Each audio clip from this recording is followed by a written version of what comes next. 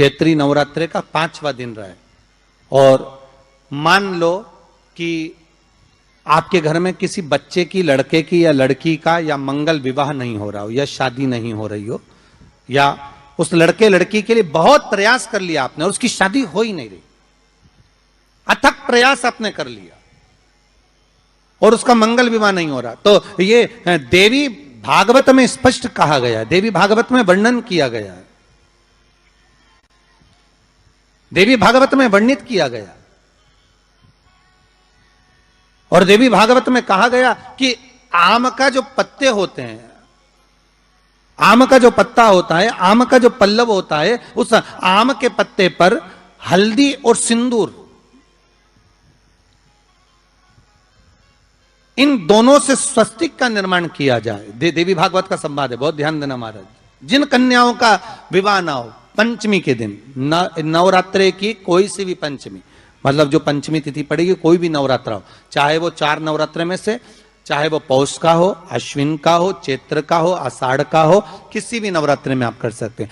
एक पान के पत्ते पर, एक ही पत्ते पर जो 2 स्वस्तिक बनेंगे, एक हल्दी का बनेगा, एक सिंदूर का बनेगा। बस अंतर इतना है, जो हल्दी का स्वस्तिक है उस पर कंकु के चावल, अर्थात रौली के चावल, रौली कुंकू के चावल रखना है, और जो सिंदूर का है उस पे हल्दी के चावल रखना। इतना रखकर जिस लड़का लड़की का विवाह नहीं होता उसकी हथेली पर रखकर उसका नाम और गोत्र बोलकर महाराज उसको ले जाकर नीम के पेड़ के नीचे उसको रख दिया जाता है। मात्र 3.5 या 4 महीने ऐसे रहते हैं जिसके अंदर उस लड़का लड़की का विवाह पक्का हो जाता है। जिसका विवाह नहीं होता केवल उसी के लिए। एक नवरात्रे में जो पंचमी तिथि होती है, नवरात्रे की जो पंचमी तिथि है, उस पंचमी तिथि के दिन अशोक सुंदरी का जो स्थान होता है उसको समझिएगा थोड़ा सा। जैसे ये शिवलिंग है और ये जलाधारी है भगवान शंकर की,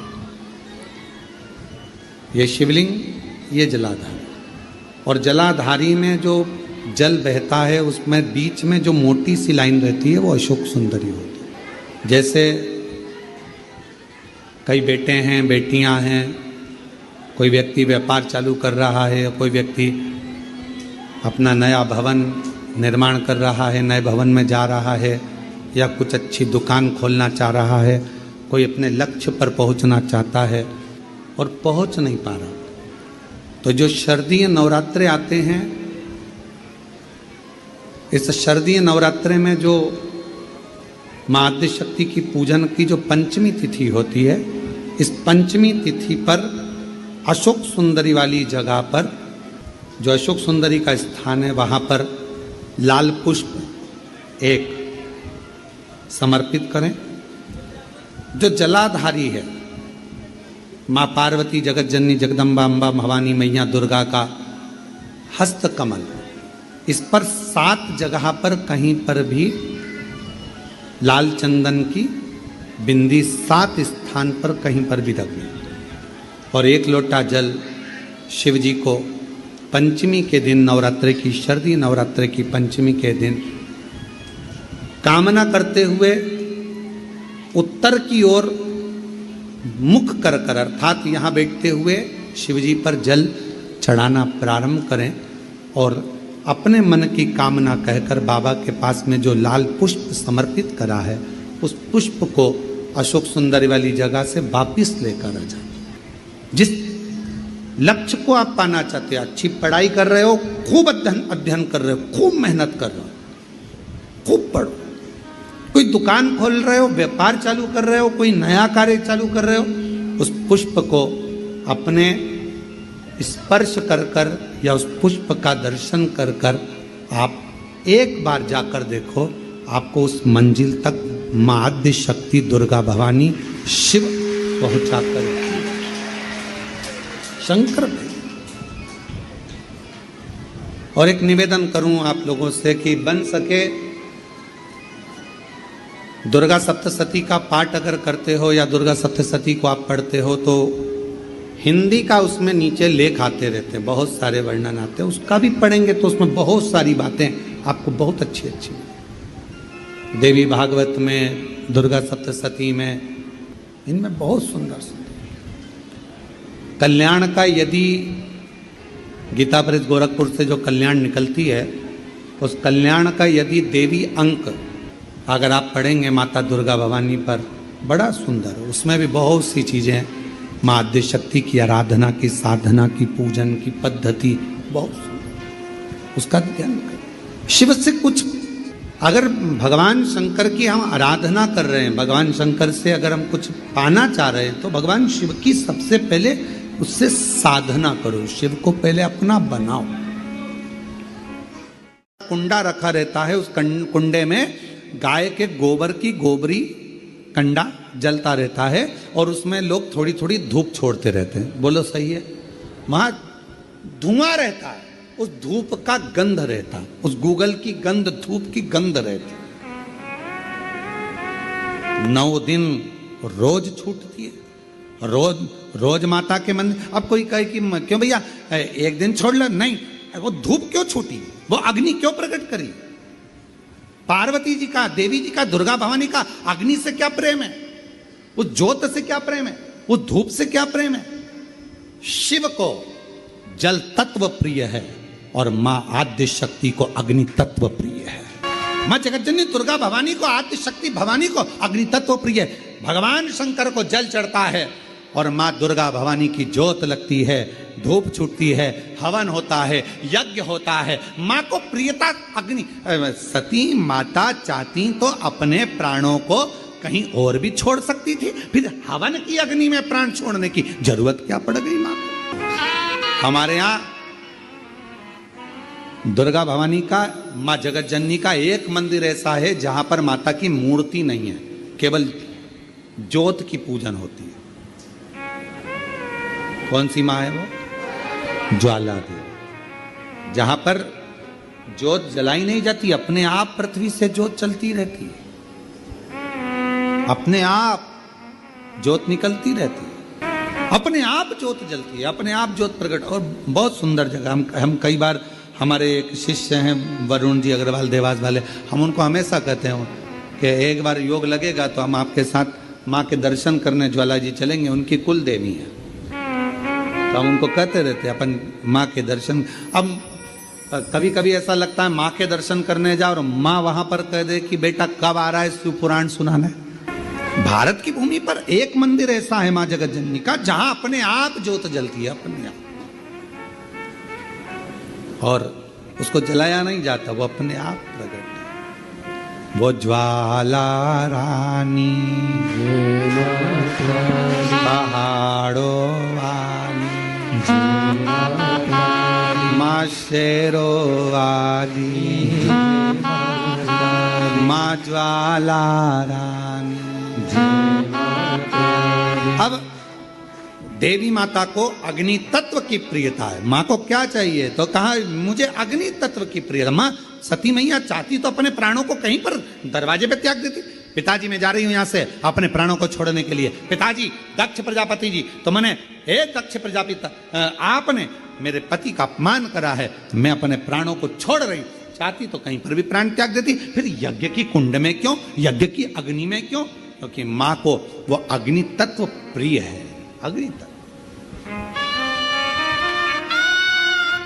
मां जानकी जी की परीक्षा काय में हुई? जम के बोलो जरा। अग्नि। मां सीता जी की परीक्षा कहां हुई? अग्नि में। अग्नि तत्व की प्रियता। राजस्थान में एक मंदिर ऐसा है, देवी जी का मंदिर है, जगत जननी का मंदिर है राजस्थान में, जिस मंदिर में अपने आप मां अपने अग्नि का स्नान कर लेती है, अपने आप उनके मंदिर में आग लग जाती है, अपने आप पूरा अग्नि का स्नान हो जाता है मेरी माता, अपने आप। अग्नि तत्व मेरी मां को प्रिय, ज्योत मां को प्रिय। तो कहा कि माता रानी को ज्योत से प्रेम क्यों है? आखिर मेरी माता रानी को ज्योत से प्रेम क्यों है? क्यों क्यों प्रियता? तो शिव जी बैठे हैं तप करने के लिए, साधन।